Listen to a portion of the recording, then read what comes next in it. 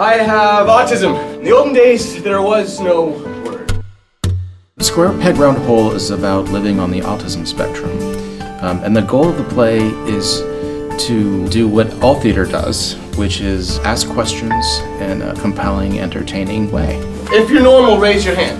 What we're trying to convey in the piece about raising these questions about autism and what happens inside the autistic world, to try to use the elements of the stage to illustrate for everybody what that world might be like. Great art always asks the unconventional questions. Rather than approaching autism in a strictly clinical way, it tries very much to ask the question, what is autism? And looks at it in a number of perspectives, which leads to all sorts of wonderful, fresh, imaginative ways of looking at it, at times even humorous ways of looking at it. This is what makes it distinctive. I am on the spectrum, and this show has really reconnected me in a way that I didn't think possible.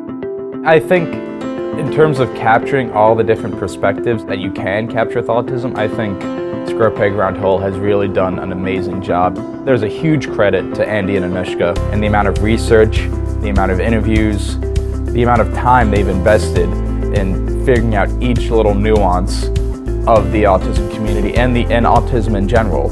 When I first heard that Tectonic Theater wanted to talk to us as clinicians about autism spectrum disorders and our experiences, I was super excited. My hope for Square Peg Round Hole is that the production, through being available to different audiences, maybe even traveling, will raise awareness and also help with self-advocacy, because I think the more empowered individuals on the spectrum feel, the more likely they are to acknowledge their diagnosis, tell people about it, work on the things about it that might be holding them back. At the end of the day, if he doesn't belong to a group, or the group doesn't believe that he belongs with them, then for any human, whether you're on the spectrum or not, that's a travesty. Being alone is a very hard thing to be. If a production like this can help change the stigma, encourage acceptance, it might even, change kids' lives. It might change the way they think about autism. Realizing a world where things are thought of in a different way, where we can see the inner workings of something that on the surface maybe seems dangerous or off-putting. And if you pull the curtain back from that and understand what's underneath it, then you can start a conversation. How is this a human condition? How do we all share in this, and how can we take care of each other? I've gone on a very short journey over the last few months. I've come to learn so much. And all I can say is, I hope everyone has that privilege.